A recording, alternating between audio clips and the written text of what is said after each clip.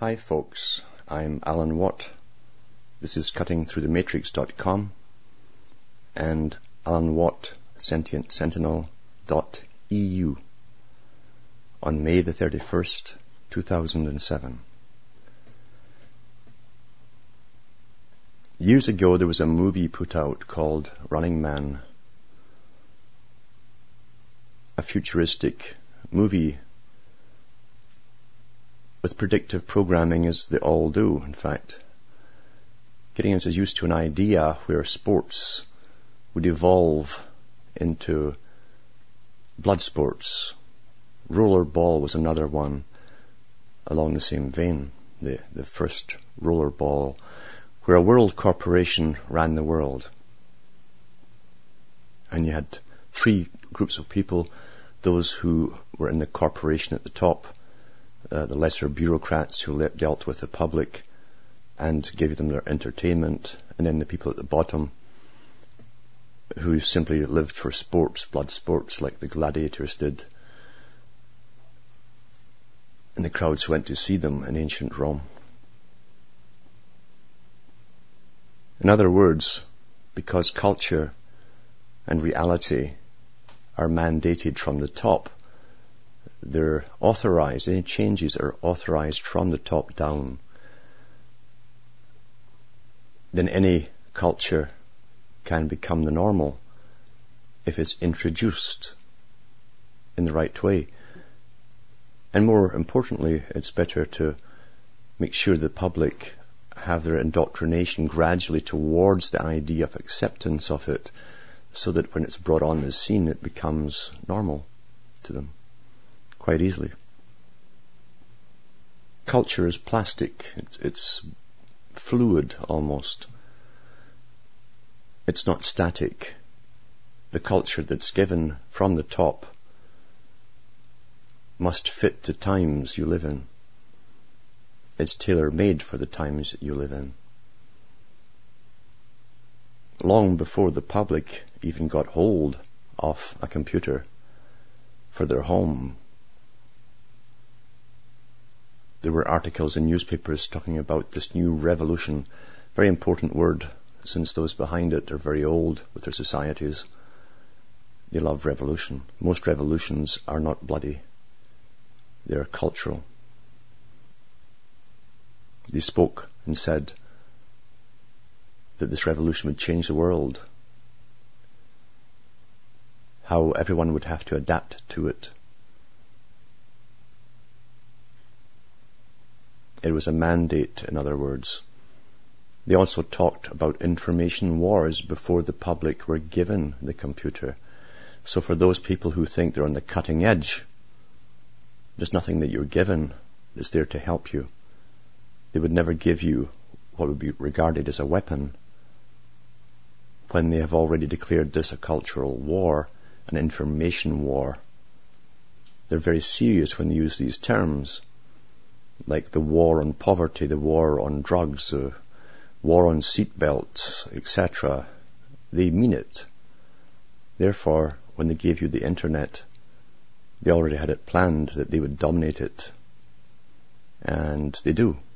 The biggest sites out there that fascinate you, no doubt with sex or Atlantis stories, etc., are dominated by those who are making war on your mind and the culture, as they upgrade the culture.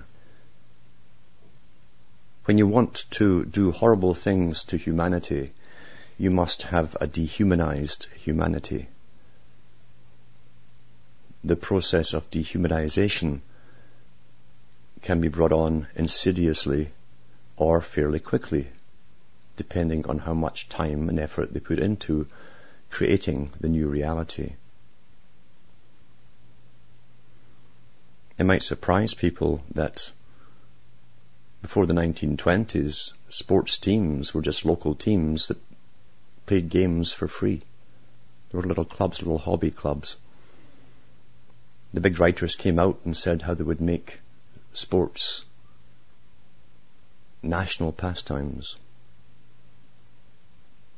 Addictions, really. And arenas Arena, remember, comes from ancient Rome.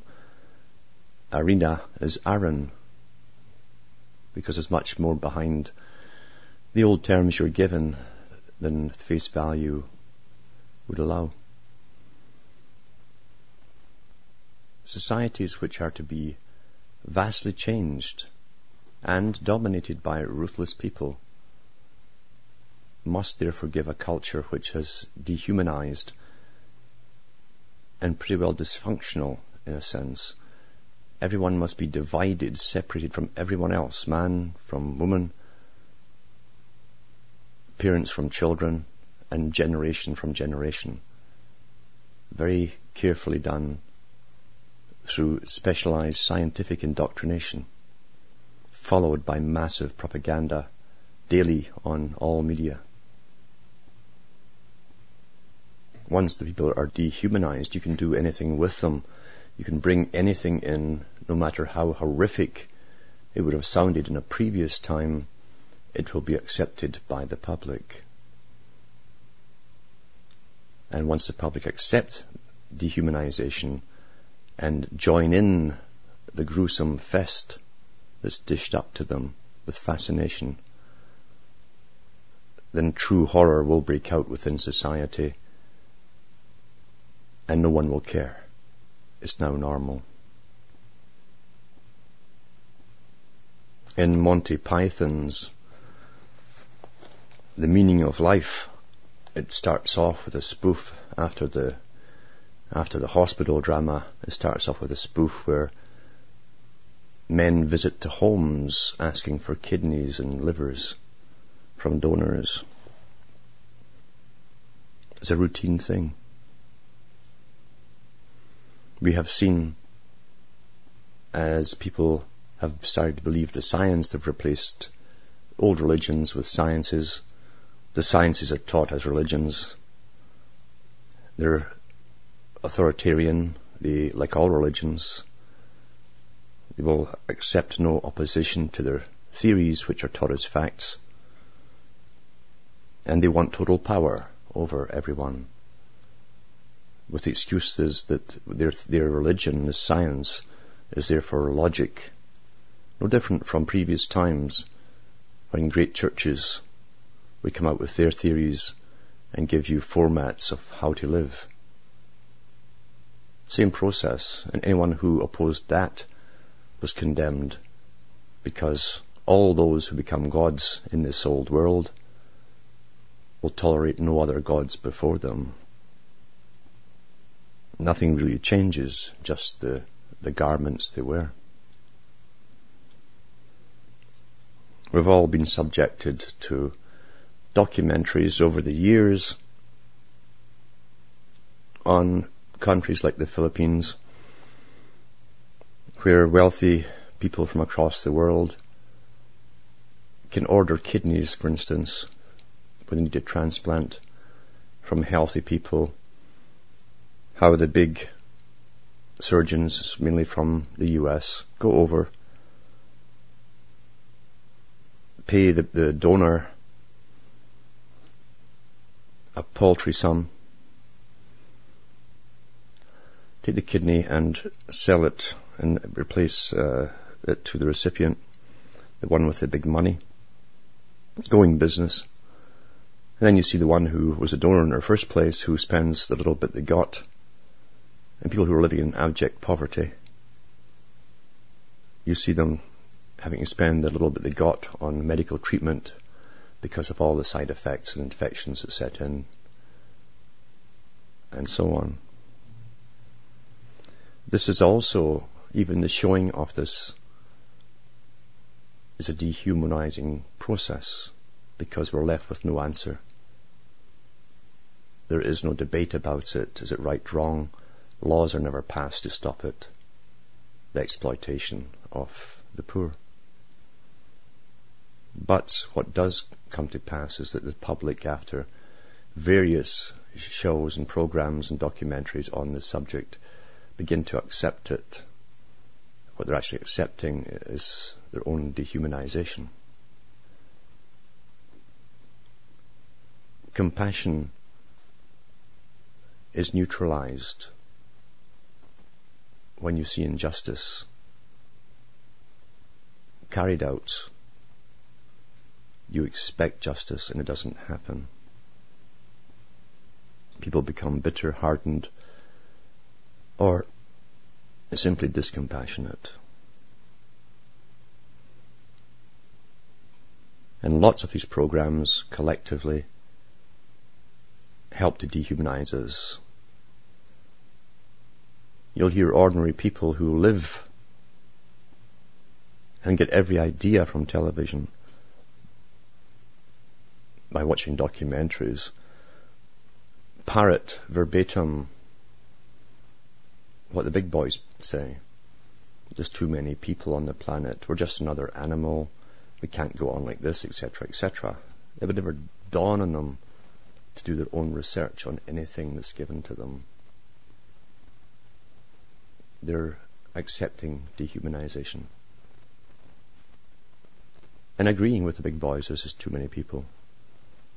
However, I wonder if the big boys will ever volunteer first to euthanize themselves so that others may live. And that's the day where pigs might fly. Another way to help this dehumanizing process, to get us to accept it, is to do what they've done on comedy movies long ago. And that's to present it in a show fashion. A show fashion, game show fashion. Just like The Running Man. In the Daily Mail from England, and this is from the 30th of May 2007, maybe the 31st May 2007, there's an article which is probably happening in other countries. It's just you don't hear about other countries with similar articles. We think we're always isolated, but you find that generally things are happening across the world at the same time in all countries somewhere. This article by Alan Hall says this: patients waiting for transplant organs have condemned a Dutch TV reality show in which a dying woman will choose a patient to receive one of her kidneys. The National Kidney Federation spoke out as broadcaster BNN vowed to go ahead with the controversial live show this Friday, despite efforts by Dutch MPs to ban it. Behind the scenes, the board of the private TV company was under massive pressure to drop the show, which MPs said was damaging Holland's international reputation. Then it goes on to say,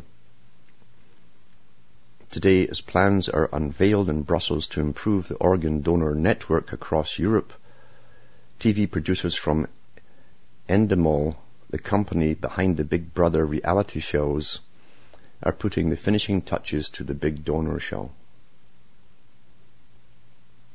Ray Mackay, 43, co-chairman of the UK National Kidney Federation, who received a kidney transplant 2 years ago, said the concept of the show was totally abhorrent. It just seems that this is totally the shock factor that they are going for, he said. 3 contestants between 18 and 40, armed with professionally made movies about their lives, loves and aspirations, will compete to win the approval of a 37-year-old woman with an inoperable brain tumour who has been told she will die before the end of the year. With the help of viewer votes, the woman, known only as Lisa, will decide which contestant deserves her kidney. Mr. Mackay said Endemol has not taken into account the huge psychological blow the 2 losers would have to deal with. To go through that traumatic thing on the television, it just doesn't bear thinking about, he added. Timothy Stratham, the Federation's chief executive, said the show was a travesty that threatened the organ transplant system, which depended on acts of altruism. Professor John Fihale, who has just ended his term as president of Britain's Renal Association, said The scenario portrayed in this program is ethically totally unacceptable. The show will not further understanding of transplants. Instead, it will cause confusion and anxiety. BNN TV, which is based at Hilversum near Amsterdam, appears to be basking in the worldwide publicity. It claims it is provoking debate on an important issue and says the program is partly in tribute to the station's founder, who died of kidney failure. We know that this program is super controversial and some people will think it's tasteless, but we think the reality is even more shocking and tasteless. Waiting for an organ is just like playing the lottery, Lawrence Drillick, chairman of the BNN network, said. With the massive publicity generated, the big donor show could become one of the most watched TV programs ever. The show was planned as a one-off, but Dutch TV industry sources speculated that if viewing figures made it a success, there would be little to stop it acting as a pilot for a series of similar Give Me a Transplant type shows. The identities of the donor and would-be recipients are to be revealed when the 80-minute show starts at 8:30 p.m. on Friday. Viewers will be urged to text in their votes, and Lisa will consider their verdict before making the decision on her own about who gets her organs. BNN has the potential to make hundreds of thousands of pounds in profits on the text messages alone. The broadcaster has brought entertainment to new lows in Holland with another of its programs showing drug-taking, live sex acts, and women testing sex toys. Joep Atsma, an MP with the ruling CDA party, met Education Minister Ronald Plasterk in an attempt to have the show stopped. I want to block this. This is truly not permissible, Mr. Atsma said. It would be a victory for decency and common sense if this were not screened, but Mr. Plasterk told the Dutch Parliament that the Constitution forbade him from declaring an outright ban on the show. A spokesman for Endemol in Britain said that though there was no legal bars to presenting such a program here, the company had no plans to do so. It's quite something, the world we live in, you know. Because even the Daily Mail, with all of its tabloid nonsense, if you just look at the ads on the sides of the page with its usual Hollywood drama stuff and who's doing what to whom, and then all the sex stuff, sex. You see, people are already dehumanized from any standard they had in the past. This is now normal, so it's very hard to criticize something which is already portraying us as base animals. It can't really be done. It's fantasia. It's a circus. This is where the dehumanization process intergenerationally will take you to a horror show. It has no option but to take you to a horror show. From the mind of a psychopath at the top,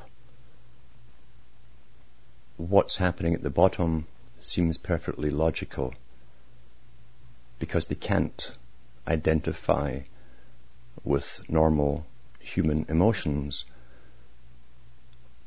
of those other people down below.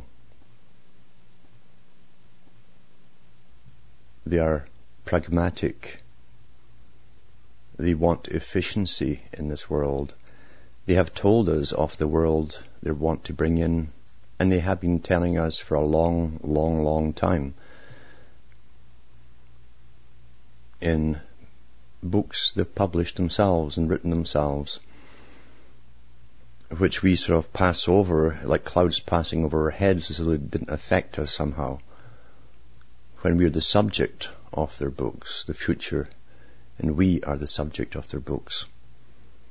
We have been trained not to participate in the creation of our own reality and our destiny. We've been trained to leave it to our betters. That's why it's so easily managed in this day and age by a few at the top. The think tanks that come up with the ideas, they shape the future, they plan the future and pass it down to the lower think tanks in the pyramid structure. At one time, life was looked upon as being sacred. That was very important, because without that concept, anything can be done to humanity.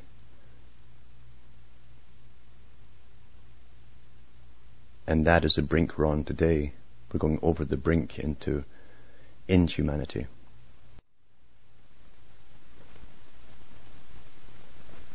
The dialectical technique is clever to make things happen within society. For instance, how, if you want to reduce basically pregnancy, how would you bring in easily available abortions? It would never occur to people that you create promiscuity, massive promiscuity. Because once the promiscuity comes in and the bonding process stops, because that's what happens, you see, when you mate with someone, you're actually beginning the forms of a bonding by nature so that you can both raise children. When that's been destroyed, then the bonding is blunted. Relationships are short-lived. And sex itself, intercourse, becomes a simple method of alleviating a drive temporarily, like quenching your thirst if you're thirsty with water. The aftermath of all the promiscuity is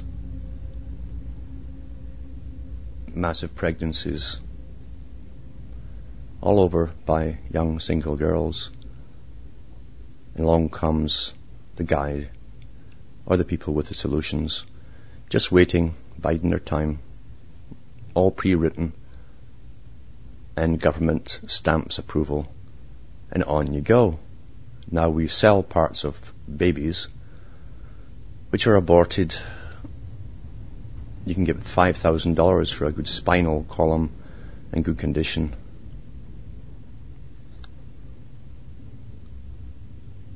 It's quite sad, this butchery that's going on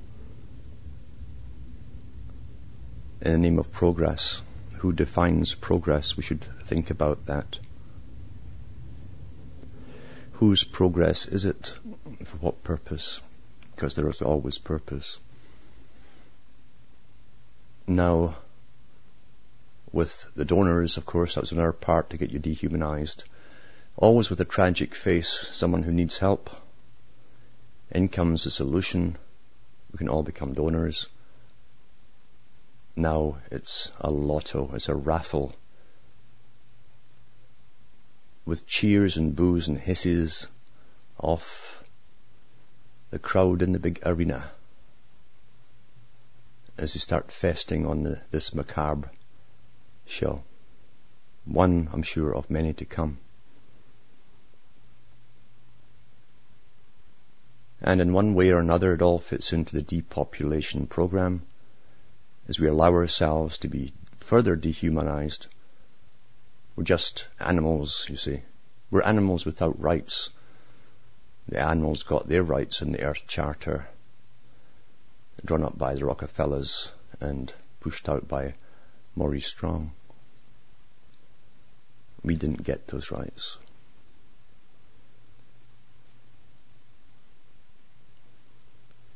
Years ago, people said that many people would love socialism. the definition of it being a world run by experts where you wouldn't have to think and decide anything for yourself, all the major problems and headaches of the world would be taken care of by your betters. And you would be happy with it in that way. Then you could play. You could just spend your life playing. For many, many years, even radio talk shows across all countries, the regular AM or FM talk shows, their format has been to give you something controversial for a topic for the day to get everyone arguing, and then they go into the Hegelian dialectic because people immediately take sides, this or that, and the host stirs it up. That's called good talk radio. And they can count on the public doing just that. What side do you want to jump in on? They'll already give you your answers for each side, the dialectical process. But each topic is actually guiding you towards an acceptance of more and more and more of the bizarro.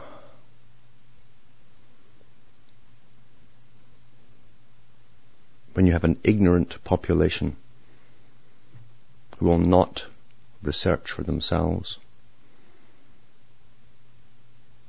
who go beyond conspiracies, a title the elite want you to use on yourself as you search. Go beyond the conspiracies. After all, if you quote the elite's books themselves, those who are in power and those who have been in power, their predecessors, it's hardly a conspiracy when they publish it in the open. H.G. Wells called it the open conspiracy. It's there if the public want to read it. It's just not terribly exciting. It's dry reading. No sex or violence. Just agenda. Women were targeted long ago, and men, for the changes to depopulate the planet. Charles Galton Darwin, in the next million years, talked about methods of introducing hormonal changes within the male and the female to make it so. We see it happening with the lowered sperm count in the male. We see all of the reactions within the female populations. Many of them have become masculinized. And here's a further thrust to it all. In the BBC News, this is from Wednesday, 23rd of May, 2007. It says this: US approves pill to stop periods. The first birth control pill designed to stop monthly periods has been approved for use in the US. The Food and Drug Administration backed continuous use of the pill Liberal. It's an interesting name. It's a play on Libra, you see. It certainly will put them out of balance. It's also a play on life or freedom. And L, of course, is the old god. Liberal, which is manufactured by Wyeth. Interesting name too, Wyeth. Taken daily, it can halt a woman's menstrual periods indefinitely, as well as prevent pregnancies. Standard contraceptive pills are designed to be taken for 3 weeks, followed by a week break to allow for menstruation. An FDA official warned Liberal was not suitable for everyone. About half the women who tested it in trials dropped it before the end, citing irregular and unscheduled bleeding. The pill contains a low dose of 2 hormones already widely used in birth control pills, ethinyl estradiol and levonorgestrel. The continuous delivery of the hormones prevents the stimulation of a menstrual cycle. Then goes on to bleeding. A study showed Liberal was just as effective in preventing pregnancy as a traditional pill called alaex, also made by Wyeth, but it may be difficult for the women to recognize if they have become pregnant because Liberal users will not have regular periods. Dr. Vanessa Collins of the Planned Parenthood Federation of America, Inc., welcomed the FSA decision. Now, people should look into Planned Parenthood Federation because old Margaret Sanger, who was a supporter of both Stalin and Hitler and who was a eugenicist, she believed in the eradication of certain races, was the one who started this up. Now, most women think it's a champion for them, and they have no idea of its real tenets. She said it might potentially help women whose monthly periods were blighted by headaches, tender breasts, cramps, and nausea. However, Jean Elson, a sociologist at the University of New Hampshire, said, "For women in that situation, I certainly can understand the benefits of taking these kinds of medications. But for most women, menstruation is a normal life event, not a medical condition. Why medicate away a normal life event if we're not sure of the long-term effects?" That view was echoed by health psychologist Paula Derry in a recent editorial in the British Medical Journal. She said, "A drug that chronically overrides the physiological changes associated with the menstrual cycle is creating a hormonal environment that is not found in nature." Well, haven't they been doing that for a long time? Tony Belfield of the Family Planning Association in the UK said, "For women who don't want to have a period often, this is a very good option." It's very predictable what they're going to say, isn't it? Depending on who they work for. I mean, would you go to him to ask an honest opinion? And here's the good con, these little slogans. Remember Lenin said we shall win by slogans? Well, it wasn't lost on any other side, who also had already been using all these different slogans. It is important that contraception provides women with a choice. See, make you think you've got a choice. Not just between different methods, but between how those methods are used. Doctors have long allowed women to skip their periods by starting a new pack of conventional pills on day 22 of their cycle, rather than waiting a week to resume the hormones. So there you are. Just nature simply isn't good enough, as the High Masons say. They've got to perfect that which was left imperfect. Quite interesting. Here is a report for the choir, because it's only the choir that really follows any of this. The general population, as you know, are oblivious and don't care and don't want to know. This is from the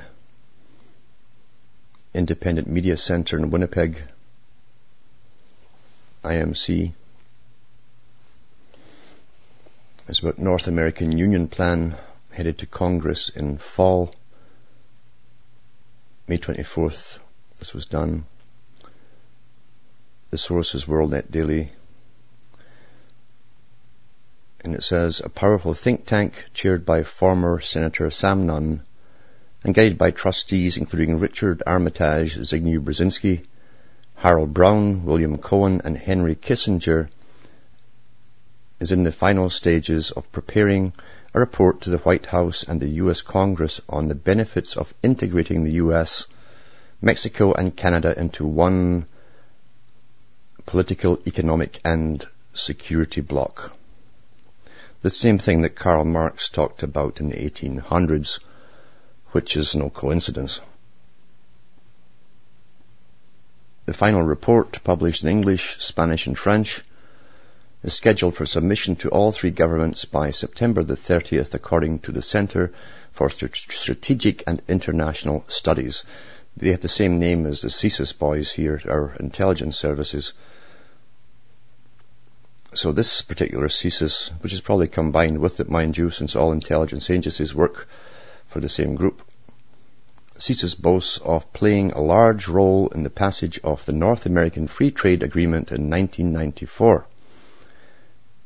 A treaty that set in motion a political movement many believe resembles the early stages of the European Community on its way to becoming the European Union. The results of the study will enable policymakers to make sound, strategic, long-range policy decisions about North America with an emphasis on regional integration, explains Armand B. Pechard-Sverdrup, director of CSIS Mexico project.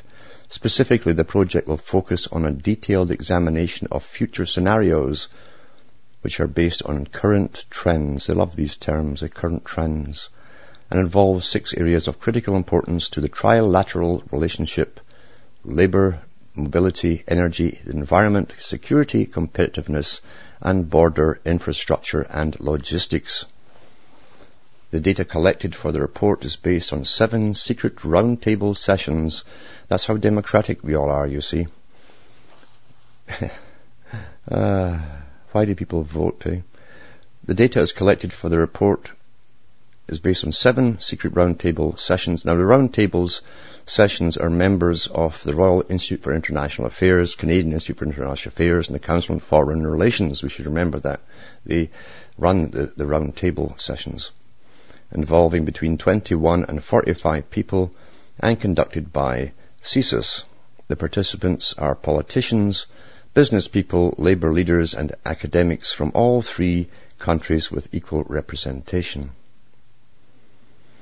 All of this is described in a CSIS report called North American Future 2025 Project, and you think it's all just evolving.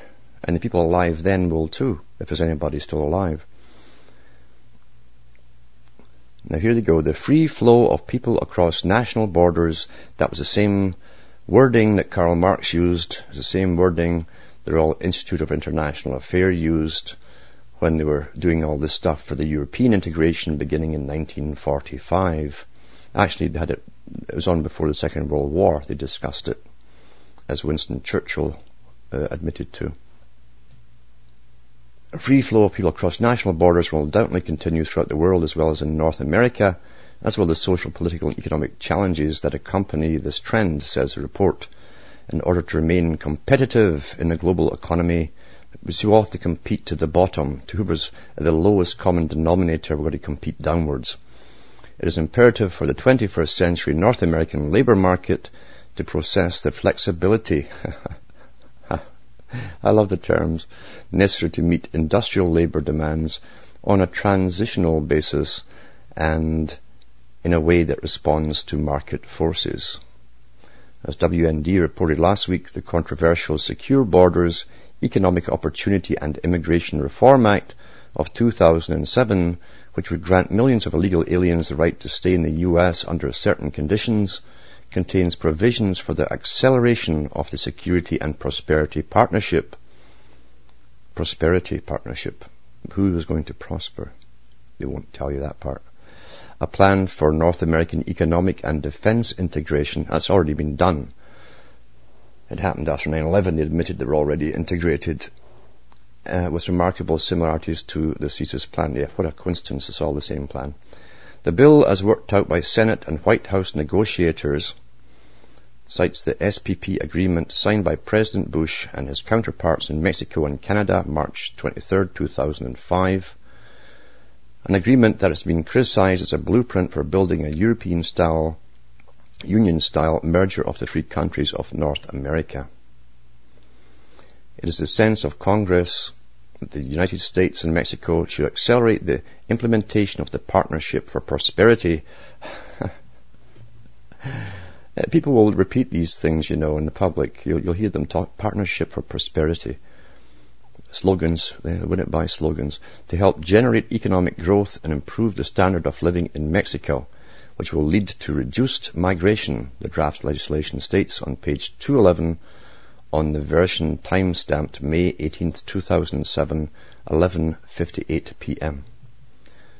Since agreement on the major provisions of the bill was announced last week, a firestorm of opposition has ignited across the country. Senators and representatives are reporting heavy volumes of phone calls and emails expressing outrage with the legislation they believe represents the largest amnesty program ever contemplated by the federal government. See, that's how they get you off onto a sidetrack.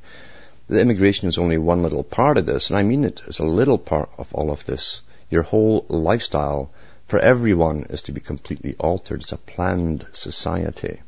Planned society that we're talking about here.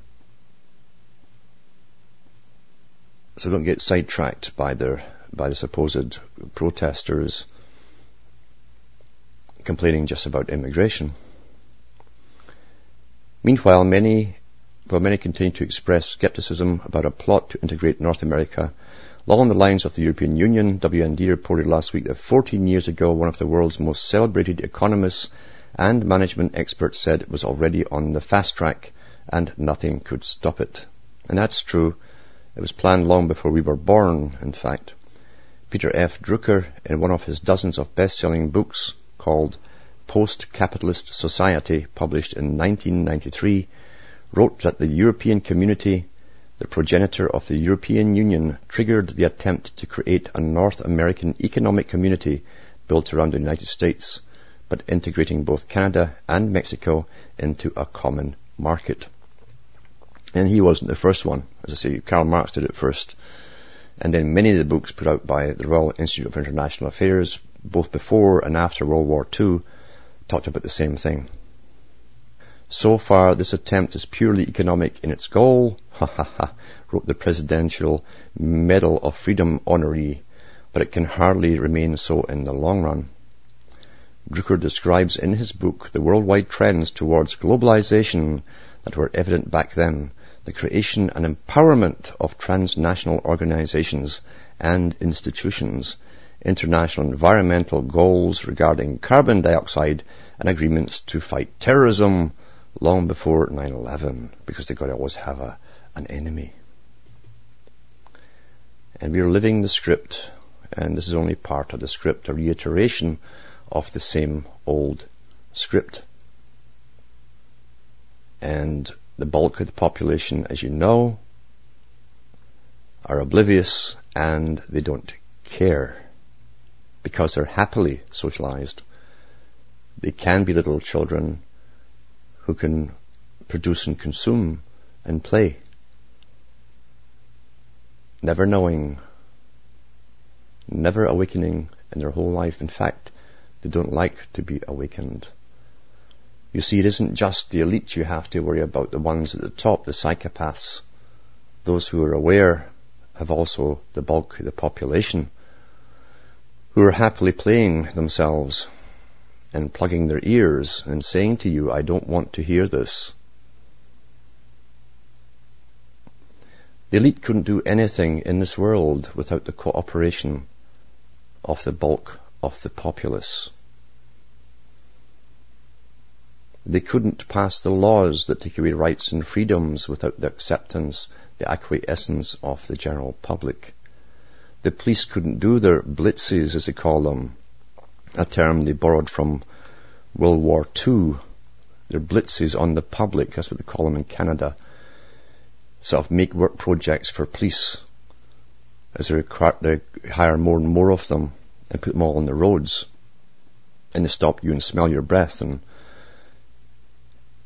check your seatbelt and all the rest of it, to harass you, to train you to obey, as they become dominant rather than servant. The public must acquiesce to all of this. After all, government itself is only an idea. And all forms of governments are only ideas. It takes the acceptance of the vast majority of the public to allow totalitarianism and ultimately always horror to follow.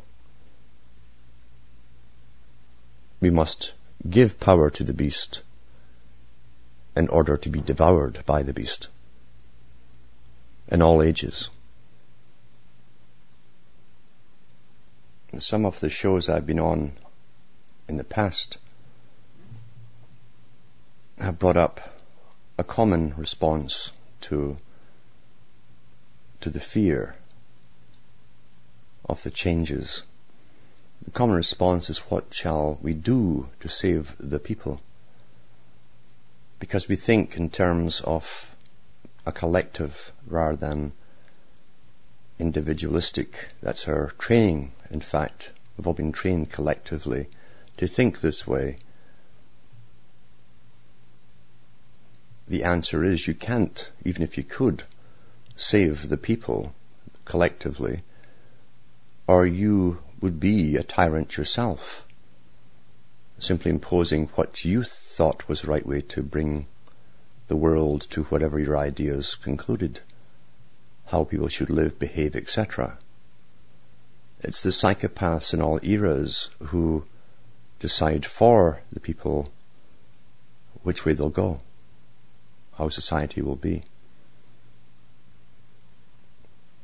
And people individually in the collective make decisions every single day of their lives which affect them and affect others. Being silent affects people. Silence is consent, legally. As long as someone else is getting the boot or the club and not you. That in itself would be a decision you would make. The choice not to know. The choice to say, I don't want to hear that, is a choice. It's a decision. It's far easier to do the wrong things, and everyone knows through conscience, if they are not a psychopath, what's right and wrong, but it's much easier to do the wrong than the good. All sentient people can do is to communicate information to those who seek it, who are waking up to sentience but lack the facts. Others ask, what comes after this life? It's tempting to say it depends what you do with this one. Everyone expects some kind of reward for doing nothing.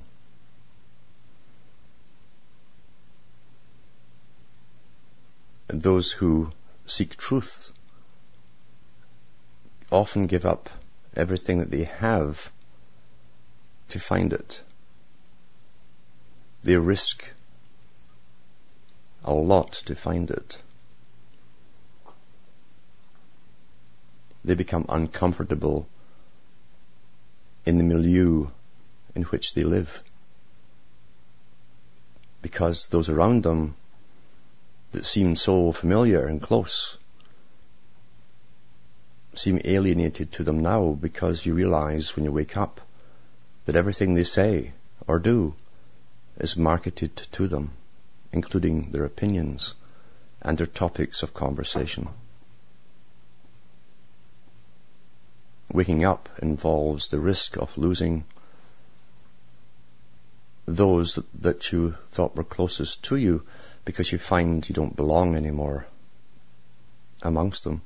And that's been the same in all ages, in all lands.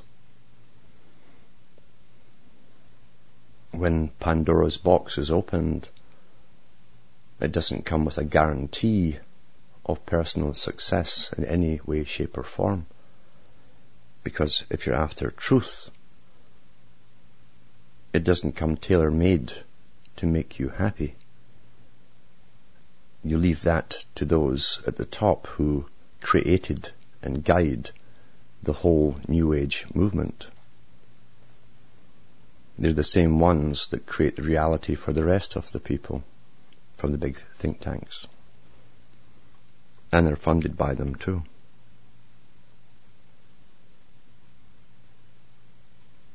Yet even though you go through the phases of waking up, and you break through barriers, and yes, you will alter a lot. Your mind certainly will expand, and yet you'll find you can take far more of the bad news without buckling under and collapsing, because there's a strength in knowing Not to know is a weakness. It connotes weakness.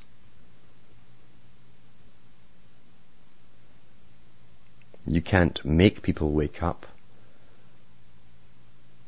Technically, they've heard many of the things that you have heard yourself on major newscasts, and they've chosen not to dwell on it or think about it. They have actually chosen. They're making choices all the time. And their choice is often not to know any more about it. It's too depressing. You must accept that. Otherwise, you're nagging them. You become an evangelist. Don't expect others to think or to be able to go through those barriers which you can possibly break through. For a long time, in fact, since the so-called birth of democracy, the public never really had a say in anything. It was a show to stop revolutions occurring. They knew a long time ago that without a show of public input or choices in their own destiny, there would be revolutions every few years. So they chose democracy as a sham. And as Quigley said in Tragedy and Hope, those at the top of all parties are picked and vetted and all belong to the same club. They have for over 100 years or more. The big foundations and think tanks that work with the bankers, which work with the old aristocracy of the world, run your lives and plan your lives and plan the future. And they have 10, 15, 20, 50, 100-year plans and 200-year plans. Check out the plans of the communist system. Check out the plans of the United Nations and the ones of the integration of the continents. They all have their long-term agendas, like a big business plan, including what kind of culture they will have at the end of it. They know it because they will make it so. So for those who are sentient out there, it's a hard struggle, but you can come through it. Your biggest problem is being isolated from others of your own kind. From Hamish and myself is good night, and may your God or gods go with you.